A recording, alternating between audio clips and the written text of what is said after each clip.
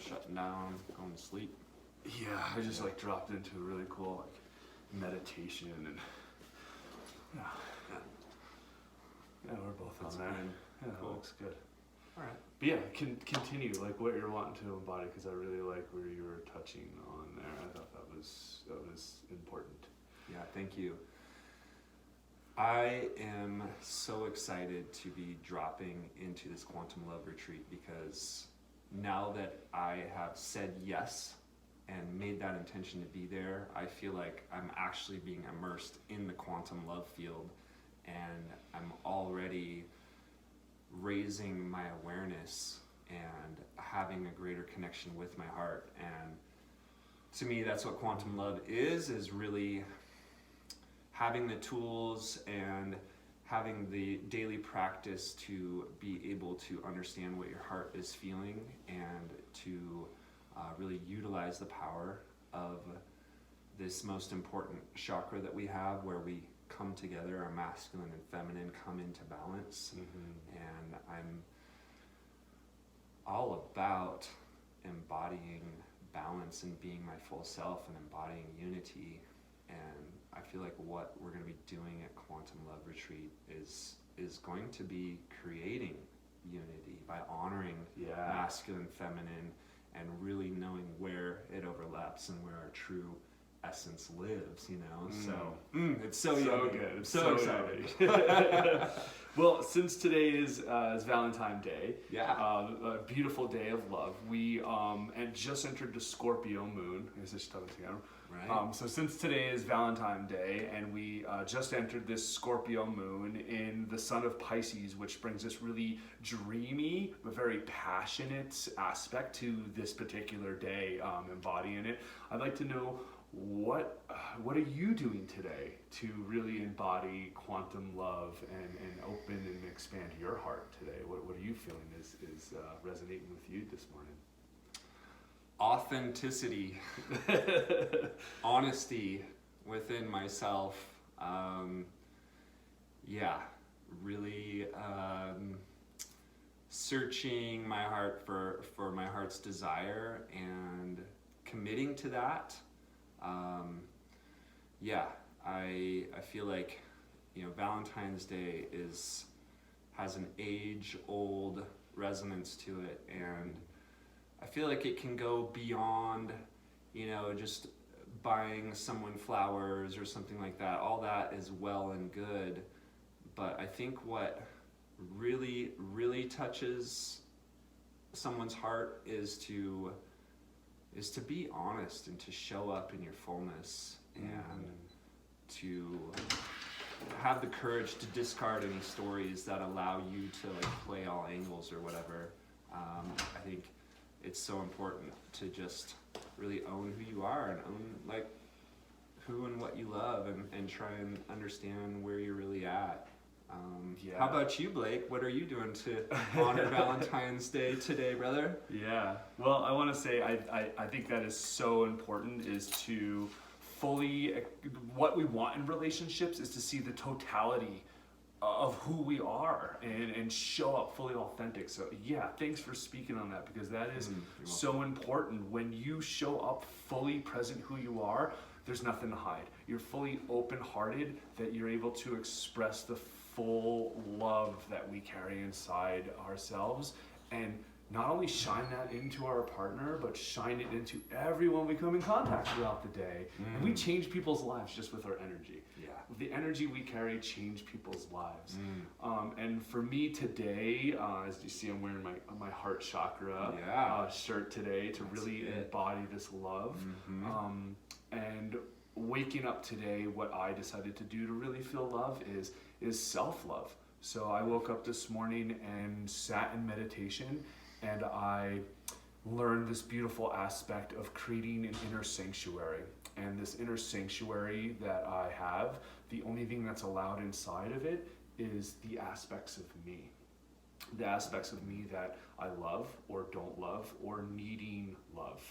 And I yesterday invited them into this sanctuary. It has an altar which embodies all four elements, and when I sat in meditation today, I sat in meditation with these parts of myself, actually. And when I sat there, I literally got to sit and see my child, me as a child, me as a woman, me as a man, me as this leader, and even the scared parts of myself. And I sat in meditation with all of them, and it was a counsel. And I'm able to ask myself, what is nourishing and loving to me?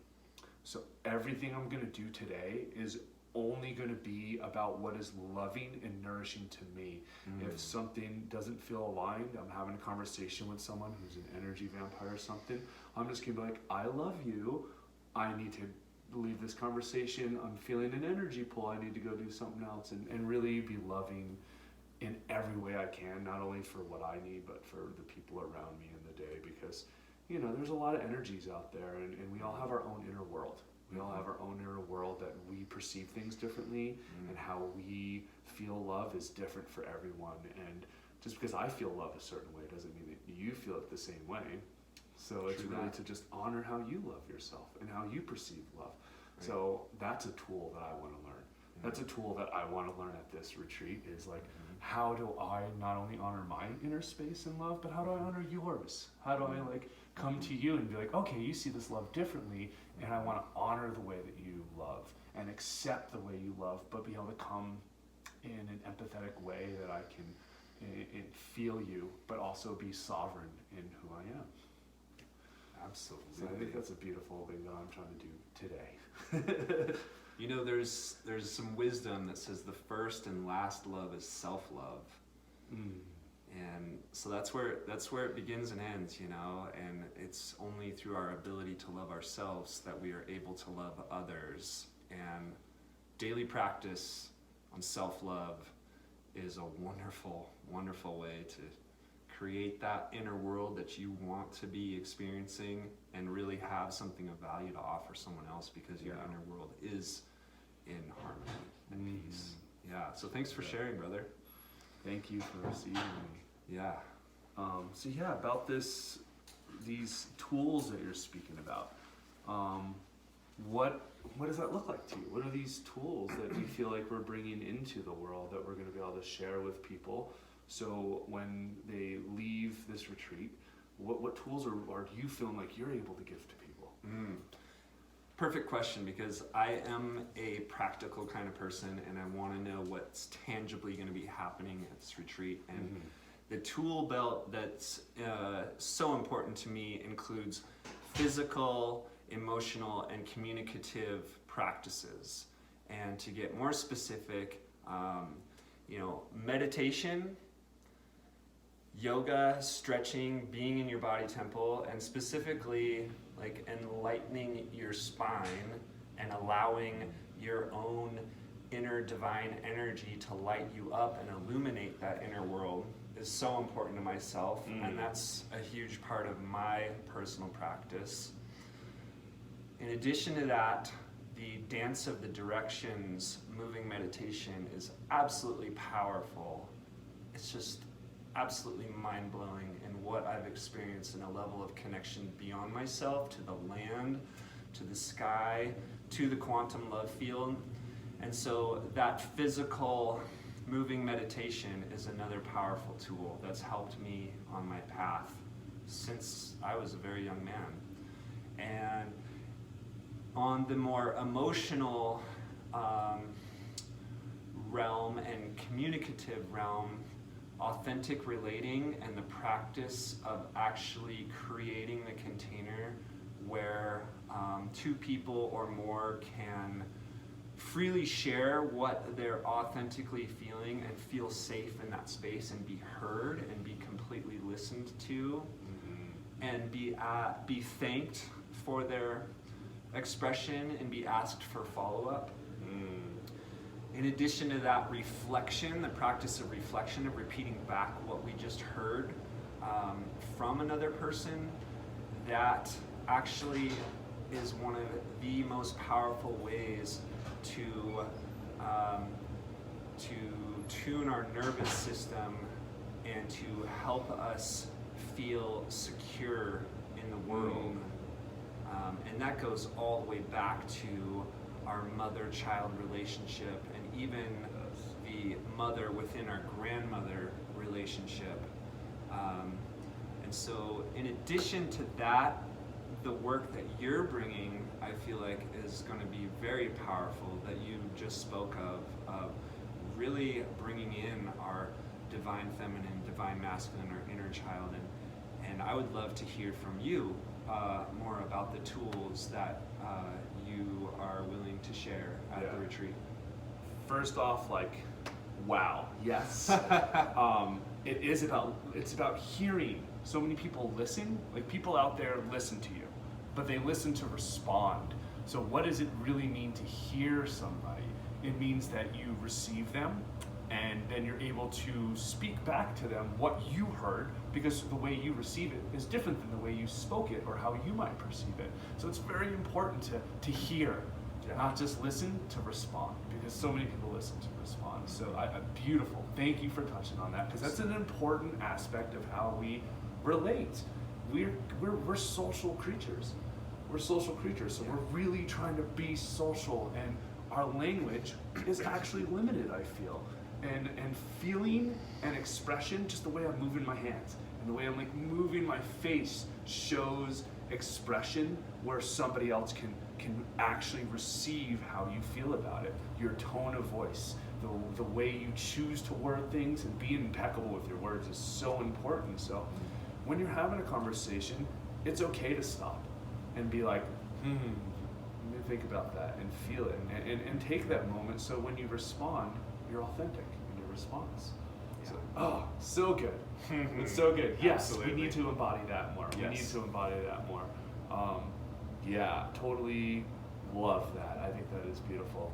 Ooh, and one more thing I want to throw in to the tool belt is music and dance, and the transformational power of dance is just immense. Yes. I feel like dance is somehow the language of the spirit acting itself out through our bodies, our minds, our entire being. And the kind of work that we're going to be doing with myself and Blake and Lotus and Love, I think that the dance and the music that I'll be providing, because I've been DJing for 20 years and have a lot of amazing music to really allow us to go deep and get that processing, get that integration flowing, because sometimes we receive these tools and it's a little bit cerebral, we're trying to understand it, and we may be in this place of really acknowledging how we feel and embodying these new techniques, and when we really put it into just the free-form expression of dance, it integrates it, it gets it circulating through all the cells in our bodies, and really dials it in. So I'm excited about offering music and dance. I'm excited to see this dance movement practice, which after this video we're going to do,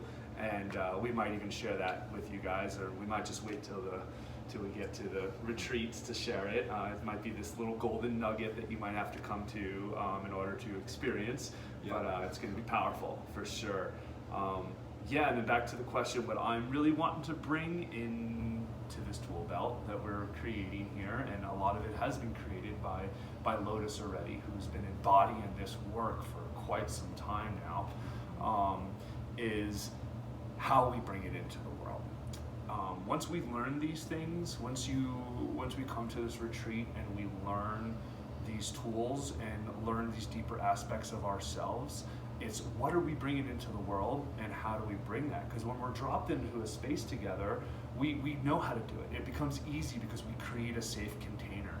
But out in the world, it's so busy and moving and going, it might be hard to really pull those tools out and know when to bring them in. And I think staying authentic, which you spoke about, is going to be really important, and knowing when to pull them out is always pull them out. Every single day, every single moment, embody these tools. When you see someone being angry or upset in the morning, you don't feed into their energy, you shine love into them. And the tools I really want to bring into the world is being patient with other people, being able to know our own auric energy field and not being penetrated by outside energy, but knowing how to sustain your own love within you. So when people are being these energies around you, to not let it affect you, so which is sovereignty.